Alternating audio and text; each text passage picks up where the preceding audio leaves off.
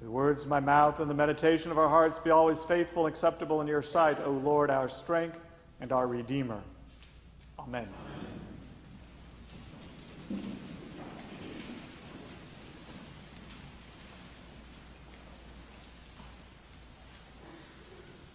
Fear is one of the greatest obstacles to you and I living into the full potential with which God has created us.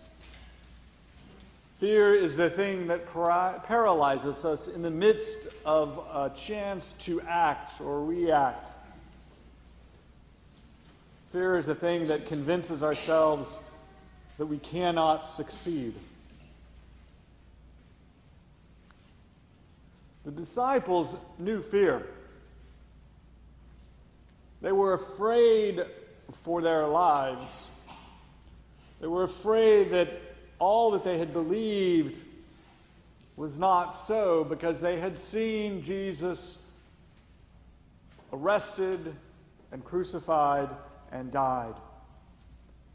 And more importantly, they had seen themselves, in spite of their promises and protestations, they had seen themselves deny Christ and turn their back on him. And now, the disciples gathered, as we'll read next week, in the upper room, afraid that they would be the next to be arrested, the next to be killed.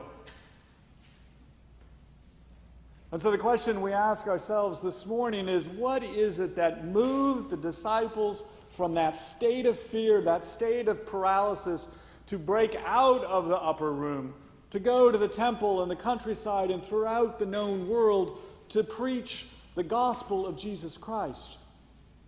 What led them to move out of fear to say not only was Jesus right, but that Jesus had also risen from the dead?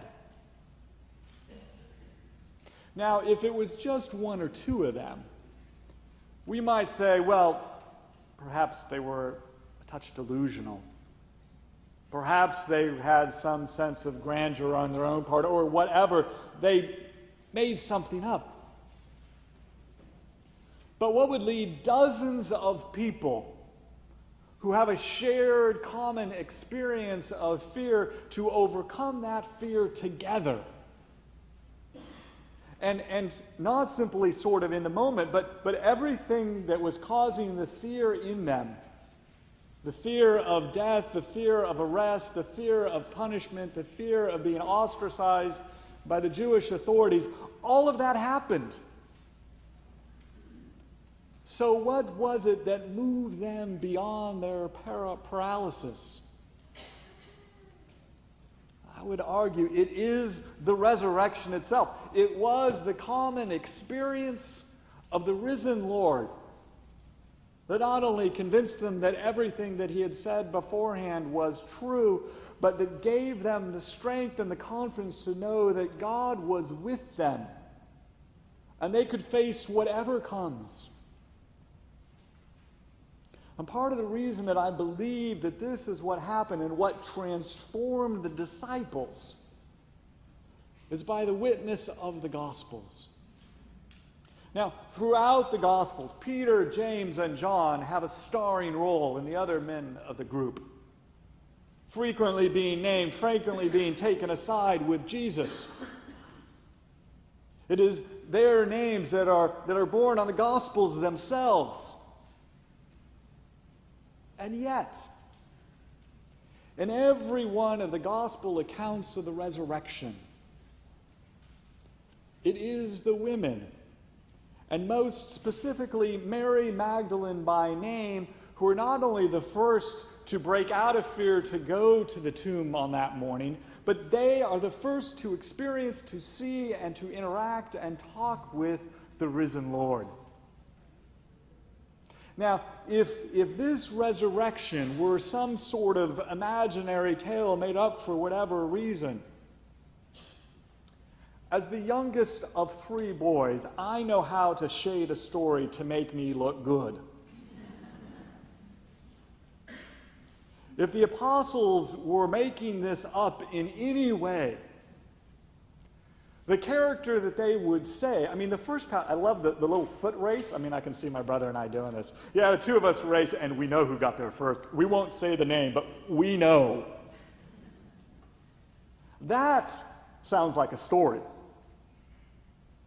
But in each account of the Gospels, all of them own and stick to the common truth and point of fact that it was Mary Magdalene and the other women. And why would they write that? Because it was true. And not only was it true, but it was the truth and the event that transformed them, that led them out of the fear and out of the paralysis to go forth and share the good news. You and I know fear.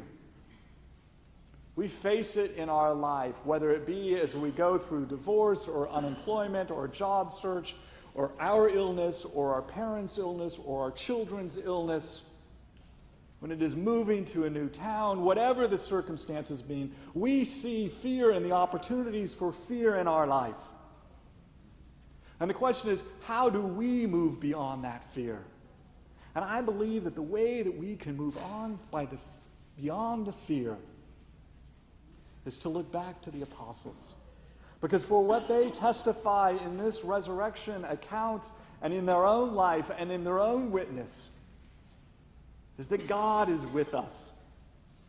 The God who created the earth and all that we see. The God who spoke through Moses and the prophets. God who descended on Jesus in the baptism and worked miracles through him. That same Spirit, God's presence, is given to us through baptism and walks with us each day of our life. We are loved by God and empowered by God no matter how many mistakes we make, no matter what our shortcomings are. And so that we can know that when we face these situations that invite us to pull back in fear, that does not need to be our response. For God is with us. Yes, we may suffer. Yes, we may experience pain and dislocation. Yes, our hopes in the moment may not be realized.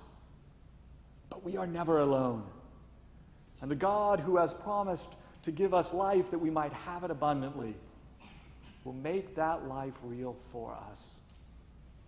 That we can know in the midst of our challenges that God's peace is our peace. And that yes, one day our loved ones, and yes, we will experience even death, the greatest challenge. But even in that moment, God is with us, welcoming us into his embrace. So as we celebrate this Easter morn, this day in which the Lord has acted, let us be glad and rejoice in it.